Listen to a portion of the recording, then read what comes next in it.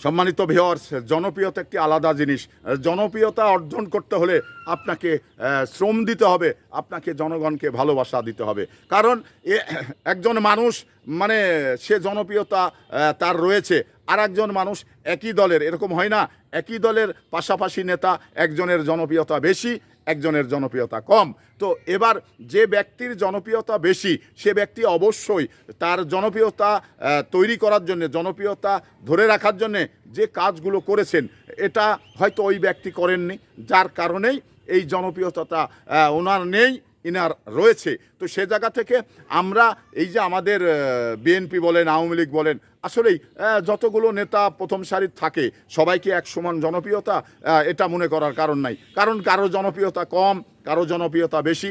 তবে আমি মনে করি যে বিএনপিতে সর্বোচ্চ জনপ্রিয় হলো তারেক রহমান সাহেব।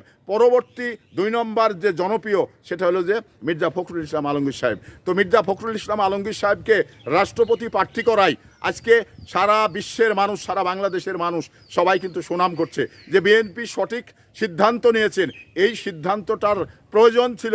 তো দেখুন, তারেক রহমান সাহেব এমন একজন প্রার্থীকে নিয়োগ করেছেন, এমন একজন প্রার্থীকে সিলেক্ট করেছেন যেটা মানে আওয়ামী লীগের একটি অংশ, আওয়ামী লীগের পালানো নেতাগুলোও মির্জা ফখরুল ইসলামের সুনাম করছে যে বিএনপি সঠিক মানে প্রার্থী রাষ্ট্রপতি হিসেবে দিয়েছেন। তো আমরা এই বিএনপি থেকে মির্জা ফখরুল ইসলামকে না দিয়ে আরেকজনকে দিলে হয়তো বা বিতর্ক হতো। কারণ এরকম আমরা জনপ্রিয়তায় দেখেছি যে প্রত্যেকটি সমাজ মানে রাজনৈতিকভাবে আওয়ামী লীগ মানে বিএনপির প্রতিপক্ষ, তো আওয়ামী লীগ বারবার বা একাধিক সময় মির্জা ফখরুল ইসলাম আলমগীর সাহেবকে সুনাম করেছেন।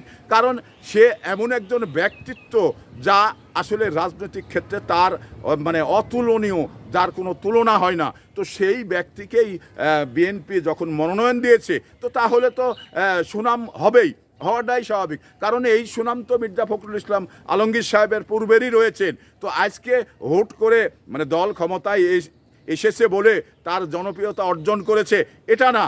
কারণ অতীত থেকেই মির্জা ফখরুল ইসলাম আলমগীর সাহেব যে দলের ভিতরে সে মহাসচিব হিসাবে যে জনপ্রিয় ছিল এবং তার কথাবার্তায় এমন একটি মানুষ নেই যে কেউ অসন্তুষ্ট হয়েছে, এই ধরনের কথা উনি বলেননি। উনি এমন একজন ব্যক্তিত্ব যা সরকারি তার জীবন শুরু হয়েছিল সরকারি কলেজের চাকরির মধ্য দিয়ে। তো সরকারি কলেজের চাকরি ছেড়ে দিয়ে এবার রাজনীতিতে ঢুকে সে যা মানে মানুষকে দিয়েছে, যা মানে অস্বাভাবিক দিয়েছেন। তো আসলেই তার কথায় মানুষ কখনো কষ্ট পায়নি, কখনো অখুশি হয়নি। তাই মানুষ সবসময় তার কথাই এবং তার কথার মাধুর্য, তার কথা শ্রুতিমধুর, সেই ক্ষেত্রে তার কথাতে কেউ কখনো অসন্তুষ্ট হননি।